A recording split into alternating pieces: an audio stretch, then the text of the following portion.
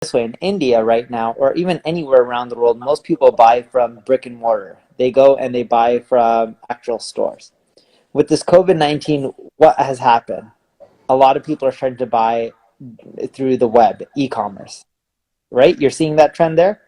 Yeah, I We're do see that. Yeah, yeah. Now, my parents, your parents, I don't know your parents, but my parents and most of the other people around the world, they're used to doing things the same old way. So if they bought through stores, they would go to the store and buy. Now they're forced to use e-commerce, and they're delighted by the experience. I talked to my parents, and my parents like, "Wow, Amazon is amazing. Did you know it's cheaper in many times in the store, and they deliver to you?" I'm like, "Yes, we know this." But my parents are now forced to. See, what's happened is COVID-19 has pushed technology adoption forward around 5 to 7 years, if I had to guess. Because the natural progression would have been that people like my parents, your parents, and others would have eventually adopted buying stuff online, transacting online, trusting doing transactions online. And what's happened now is now they have no choice.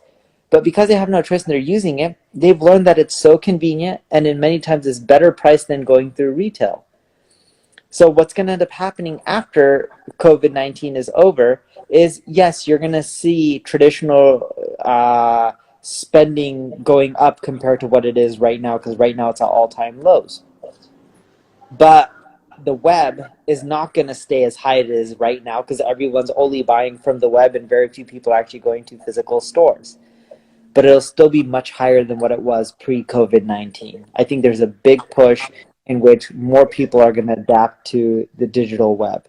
And I think it's going to actually cause a big boom for digital marketing because more people are pushing their businesses online. We're dealing with age-old companies that are hitting us up right now that are like, we make billions of dollars and we do this through offline. Now we want to figure out how to get online. They have no choice right now. Right. And So I think, more money. okay, go ahead, Neil. Continue. Yes.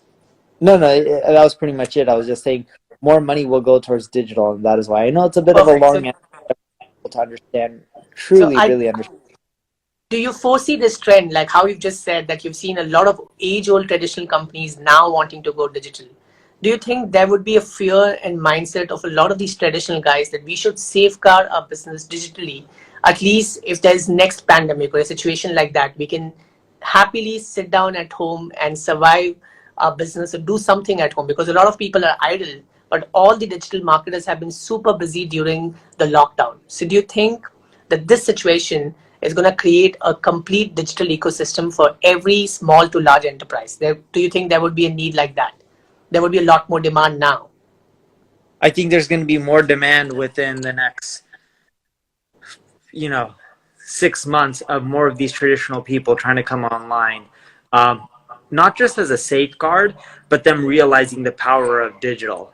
Yes, there's safeguards, the chances of COVID-19 happening or different variations of it over time. History has shown, yes, it can happen, but it's not that often. So maybe temporarily they may think safeguard, but in the long run, I just think more of these people will see, wow, the power of online and that they need to also spend there. If you look at Google and Facebook, they're bigger than any traditional advertiser. What platform is bigger than them that deals with media and advertising? None of the TV networks are as big as them. None of the newspapers are as big as them. It just shows you the power of digital. Right, agreed. So, Neil, during this lockdown, what were some of the most important tools that you used and you never used before? Something for the first time. That's a tough one because I work from home, so No, no, don't tell me Uber Suggest. I know that you use no, no, no. that. I know. I wouldn't say that. The point I'm trying to say is I work from home, so I was already using all these digital tools.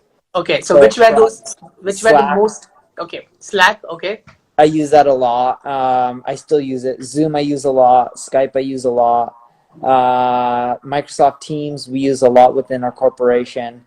Um, I use the whole G Suite from Gmail to Calendar, the Office 365 to Word.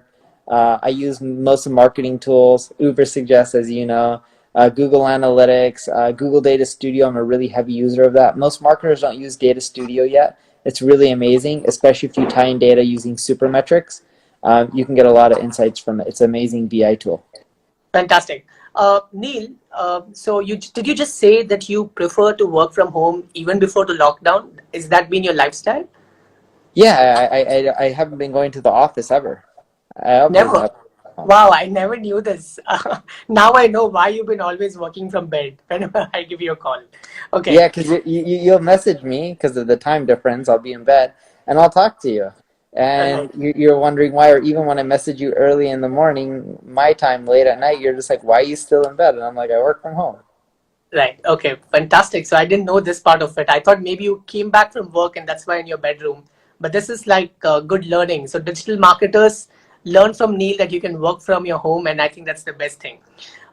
Did you And, experience a and, and lot of? we do have an office, Hmm, so we have multiple. I think we have seven. Two of them are in India. So two, and one is in Bangalore, others in Coimbatore. yeah, I don't know how to say the other one, but yes, Did you just pronounce it? Let me know. I mean, I want to hear it from you. Coimbatore. Coimbatore, yeah, that's Coimbatore actually. Okay, good one. Okay, Neil, did you experience a lot of traffic to your blog during the lockdown from when compared to before? I did. I'm assuming you did as well, and most people in the digital space did. What was Right. interesting is a lot of traffic, a lot of people looking to learn. Conversions didn't increase drastically Wow. because a lot of people are coming to learn. They weren't necessarily looking to spend money as much. So that's why you launched your SEO course free version online during this time. Smart. Correct. Super. Okay, what was your experience with the paid campaign 60 days? Did you think that the cost per click had come down because that there was a lot more impressions and easily available impressions? Was that your experience in the last 50 days in any of the paid campaigns? Yes, so we noticed a big trend. So if you look at the last 60 days at the very beginning, the cost per clicks have gone down a lot. And conversions went down a little bit as well, but the cost went down much more than the conversion. So overall, we were producing a much better ROI. And when we look at the last 2 weeks, even the last 30 days, we started seeing the cost starting to go back up. It still isn't back to where it was, but we're definitely noticing the cost going back up. It's going back up slowly, but it definitely is. Fantastic. A lot of people, Neil, had lost a lot of clients in last 60 days. In fact, I lost a lot of clients. So what is that one message that you would like to give to all the digital marketers who are facing this challenge at this point of time? Stick with it. There's not much you can end up doing. You just push through it. This is why you try not to spend money on fancy things that you don't need. Everyone talks about, in a lot of digital marketing, I don't know as much in India, but in America, people show cars like Lamborghinis and Ferraris. Is that common in India or no? The digital marketers Not, showing their homes and fancy not, cars?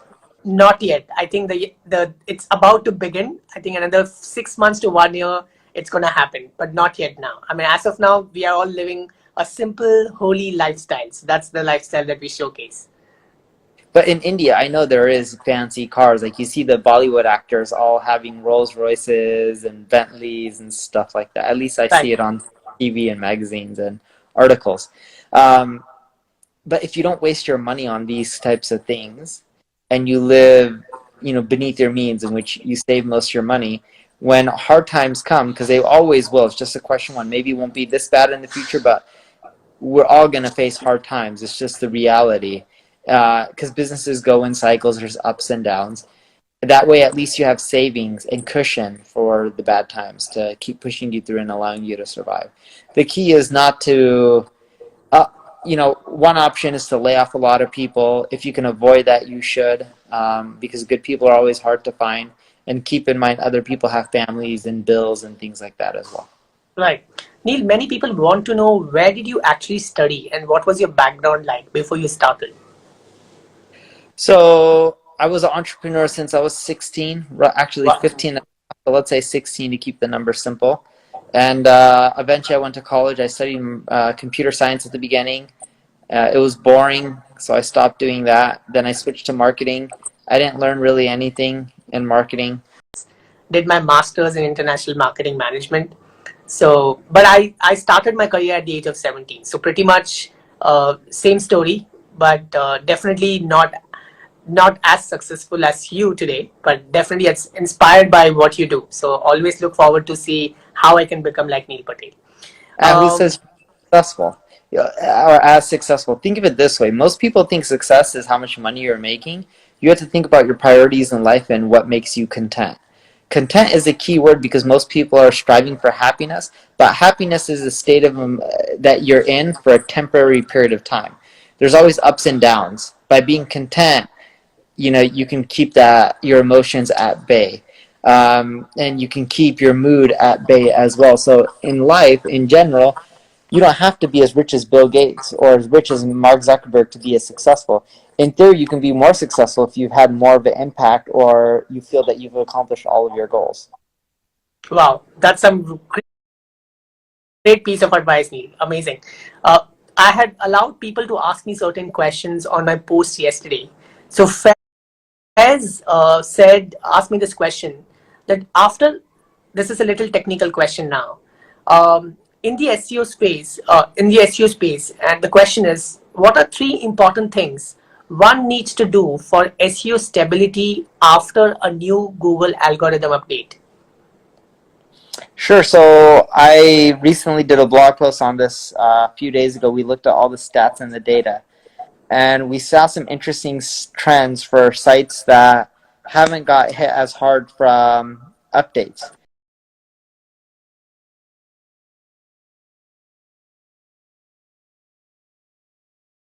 And we noticed sites that update old content very frequently did extremely well. Very few percentage of those sites got hit. The stats are in my post, and I have it off the top of my head. Two would be fix your thin content, sites with thin content.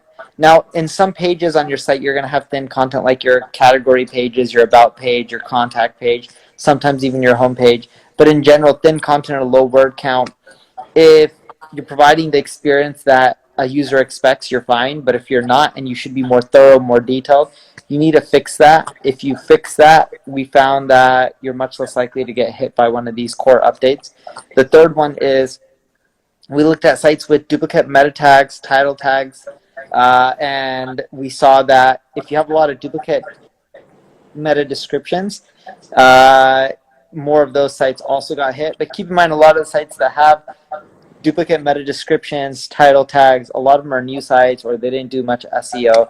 But what we did find is when you try to make your pages more unique, fresh, better than the competition, you in general typically can come ahead during these times, especially when Google does updates. Super. Good piece of advice. Neil, there's a lot of controversy right now on YouTube. A lot of people have made this video. YouTube versus TikTok. I think I'm sure you would have heard of this conversation which is happening right now. YouTube versus TikTok, which one do you think is much better according to you? It's a huge controversy right now. It's a huge debate going on.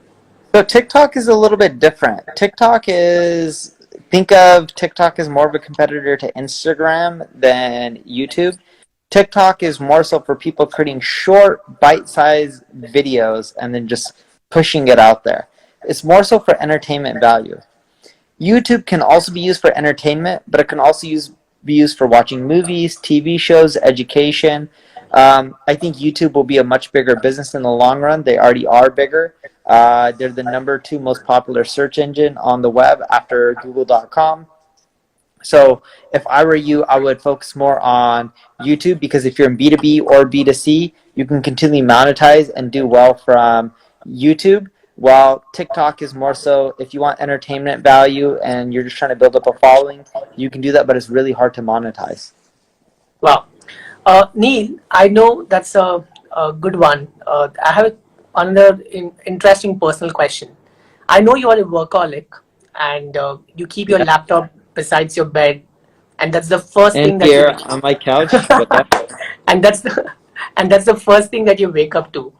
What's your work routine like? Like, what's your day like? I mean, I'm very curious to know about that. Yeah, so my day is phone calls, meetings. Um, I record videos every once in a while, and then of course I blog on Sundays usually, because I publish my blog posts on Tuesdays, but I usually blog on Sunday. But yeah, that's usually my routine. A lot of phone Fantastic. calls, meetings, and emails.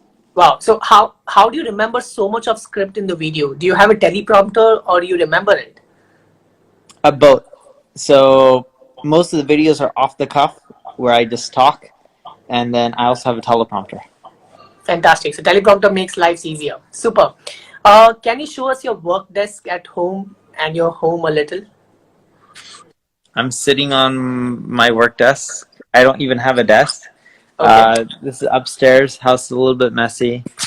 And then another area over there. There's a downstairs. Here, I'll flip the camera. It's probably easier. You can see the pool in the backyard. Wow.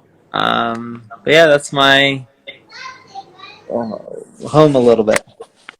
And where's your daughter and your wife? Which floor she's on? Okay, so my daughter's in that room. That's her balcony. You can kind of see through there. The shades are a little bit open. And then my wife is downstairs in the kitchen. Fantastic. And what food do you eat, Neil? Do you eat rice, dal, roti, or what's your food style like? What do you generally eat? I do. I also love parota. Do you know Oh, you parota? love parotas, yes, of course. I love pani puri. Wow, give me a high five. I love pani puri too. I just had pani puri for dinner today, and I can't survive without it. It's delicious. Okay. What else? Samosas are delicious as well. I don't know if you eat samosas. I love naan. We always have naan in the house. Um, uh, we call it chole. I think you may call it Chole, yeah, right. uh, Chole, chickpeas, yes. chickpeas. So I eat Mm. chole a lot as well. Wow. So, if I have to ask, what is the secret of success for Neil? What would be the answer? There is no secret. It's just really grinding it out and continually just cranking through for many, many years. On top of that, what you'll find is if you do something long enough and you just try to get a little bit better each time, right? There's this British cycling coach. His name is Dave Brailsford. Now, Dave Brailsford's team won the Tour de France 6 times. All right, and it's all about marginal gains. So if you're doing a bicycle, you know Tour de France, right? If you're doing a bike run for a long time, if your seat is uncomfortable, do you think you're going to pedal for a long time? No. So he'll try to put a comfortable seat because maybe that'll give you a 1% more edge than the competition. If your shoes are perfect fit, that may give you another 1% edge over the competition. If you have a really good sleep the night before, maybe that'll give you another 1% edge. So he makes sure you have the best pillow and everything. So Dave Brailsford model is all these little things add up. It's 1%, right? All the 1%, it could be you do 10 things, that's 10%. 10% over the competition is huge. The same goes in business. It's execution and doing a lot of little things better than other people. And even if it only gives you a little fractional increase, it adds up over time. Wow. Okay. So, what was the name of the person you said? Dave? What was his full name? Brailsford. Dave Brailsford. Brailsford. Okay. Fantastic. Neil, hard work versus smart work. What do you think leads to success? Both. You need to grind it out and you need to be smart. It's actually not one or the other. You need both. And I do Because you see can that work hard, and if you're dumb and you're doing all the wrong things, it doesn't matter. You're not going to do well. If you're smart and you're lazy, then it doesn't matter either. You're not going to do well. You need both. Fantastic. And I don't see you sleep for long hours because you work late night and wake up to work. Is that true? No, I sleep for like 8 hours a day. Okay, okay, fantastic. And I heard you once telling me that you do intermittent fasting. Do you still follow that? Uh-huh. So I eat at noon, and I'll stop eating by 6. I try Wow. I've been changing it up sometimes, but, sometimes I'll eat between 12 and 5. On crazy days, I'll go only 4 hours where I eat through the day, and the rest I fast. So sometimes I may do 12 to 4, and I won't eat for the rest of the day, and of course not the mornings. Fantastic. Neil, what are the 3 things that a digital marketer must learn now to safeguard their future? Whatever you see as a trend, and that you recommend them to learn? Those three important things. So one is trends. If you're not able to spot trends, you're not going to do well. I'm not talking about trends like just looking at Google Trends and seeing what's popular. It's you have to look at waves. When I did my last startup, there was a big mobile wave, and everyone was getting on the mobile devices because iPhones came out and creating apps for them and stuff like that. Then from there went from mobile to e-commerce has been really big over the last few years. Like you got to go find these waves, and you got to make sure you're adapting to and catching them at the right time. I think that's super important, and you can figure out what's happening and what's trending by just reading, sticking with the pulse of your ideal customers, the market, doing market research. The second big trend is you need to learn to execute fast. Each day as a marketer, you should have your list of tasks that you want to complete during the day, and you better complete them before you go to sleep. No excuses. The next thing is you have to learn to just keep pushing and pushing and pushing. What I mean by that is people, the big thing that I see with marketing is it's super competitive. All popular channels are very crowded. And if you're not willing to push for 2, 3, 4, 5, 6 years, you're not going to win. Don't expect to win overnight. It's just unrealistic. Wow, that's some great piece of advice. So guys, if you're enjoying this interview and if you love Neil, all of you just type down and say, I love you, Neil, in the chat right there. Okay, Neil, I'm going to ask you I'm going to ask you a lot of rapid fire questions now. It's a fun part of my session. So are you geared up for that? Can I shoot some questions? Go for it. All right. If you wake up to realize neilpatel.com is hacked, how would you react? I would be bummed out because I have a full-time tech team. So Okay. Okay. And if you have to begin all over again, what would be those three things that you would do to build your brand? Let's say Neil 0 and it has to get back to Neil 2.2. What would you be doing? Those three important things that you would do to build your brand rapidly. I wouldn't build my personal brand. I'm assuming that's what you're talking about. I know you're big on building a personal brand right now too. I think I've told you my thoughts too on how it's a waste, right? Right. Okay, so But you can't deny the fact that you are a personal brand. Sure. Okay, but who's Yeah. the biggest personal brand that you can think of in the world? Name someone. Neil Patel. I'm not the biggest brand. Name someone else. Okay. Bill Gates, Steve Jobs, Mark Sure. Zuckerberg. Yeah. Mark Zuckerberg, but none of them built their businesses through their personal brands, right? A personal brand would be like Amitabh Bachchan, Right. Shah Rukh Khan, there's a lot of LeBron James, the basketball player, right? Neymar, the soccer player. Those are all examples of personal brands. In business, you would name like a Tony Robbins. He's a personal brand, right? Tony Robbins. Yes. He's built his business around his name. Bill Gates got known from Microsoft. Microsoft wasn't built by Bill Gates' brand. Bill Gates' brand grew from Microsoft's brand. Does that make sense? Microsoft's brand is much bigger. How much do you think Shah Rukh Khan or Tony Robbins or LeBron James or even a Michael Jordan is worth? On the high end, maybe $1 billion, maybe two.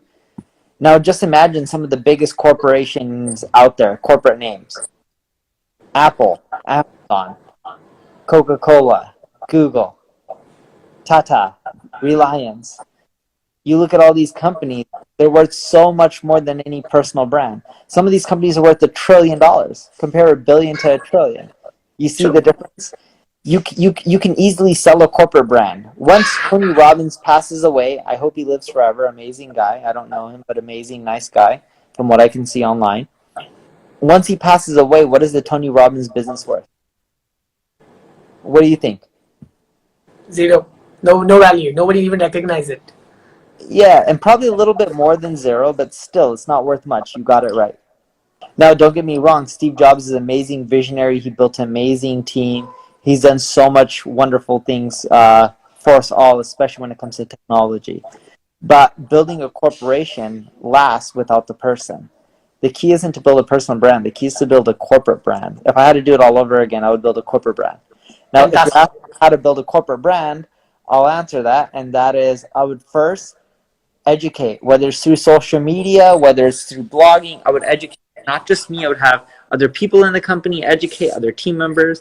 I would go to conferences and speak, do podcasting, do radio show interviews. I would just do a ton of media because that's what helps build a corporate brand. And most importantly, if you want to build an amazing corporate brand, you put your customers first. Obsess about them. Put them first no matter what. Do what's right, even if sometimes it causes you to make less money, because in the long run, that's what will build an everlasting corporate brand. Fabulous. I think that's just some great piece of advice. As a young entrepreneur, I think a lot of people will take away a lot of learnings from here. Really good one. Aren't you Gujarati, Neil? I am. Do you know how to dance Garba? I do not. I've been to many Garbas, but I don't know how to dance Garba. Don't lie me. I know you know to dance Garba. That's the I easiest. Okay. If you would have told me yes, I would have played a music. I had a music ready with me and I made you dance. But it's okay. Now that you don't, you said you know, you've been very modest. You don't know it, so we skip that part. No, Okay. I know Garba. I just have never danced it. So you go to Garbas, but you don't dance there. I don't go. I went when I was a little kid, like 5, 6 years old, 7 years old with my parents. Wow. Okay. Do you think lockdown is a great boon for digital marketing industry as people have realized its worth? If that's one word, it's a boon Right. for us. Yeah.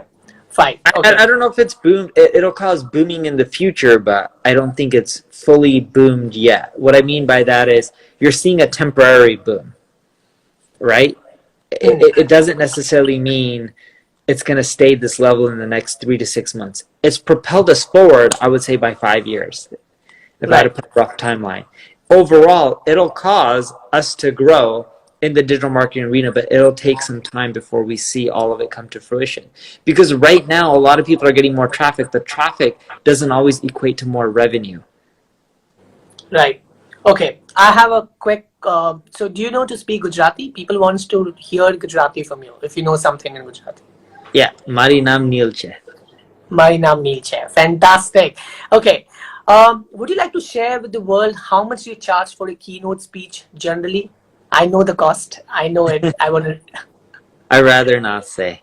Okay, rather not say. All right. Why do you give so much of content for free? Answer in one word. Help. Help. Fantastic. I love helping people. Wow. Love. Amazing. What's your source of happiness, Neil? Seeing other people succeed and thrive in life. Fantastic. Amazing. Family to you is dash. Everything. Amazing. One thing that you cannot live without. Your wife? Yes, I was going to say laptop, but yes. I can't live without my wife. I thought you would say Uber suggest, but it's okay. No. My family is, of course, everything. I can't live without them. I love them to death. But, from a work perspective, I need my laptop, I need my phone, I need technology. I don't know how to live in this world without it. But I do need my family as well. I don't know what I would do without my wife. I would be lost. She does she helps me out so much in my life. It's understatement. So how did you meet your wife? When I was living in Vegas, we were both living in Vegas at the time, mutual friends. Wow. And it's okay, obviously it's a love marriage, I understand. And you were the first to propose her, or she was the first? I was. Cool. Okay. And what's your favorite Bollywood movie, Neil? I don't really know any. I've seen them. You're gonna break a lot of hearts right now, so it's better you can give me one answer. I don't understand Hindi. That's a problem.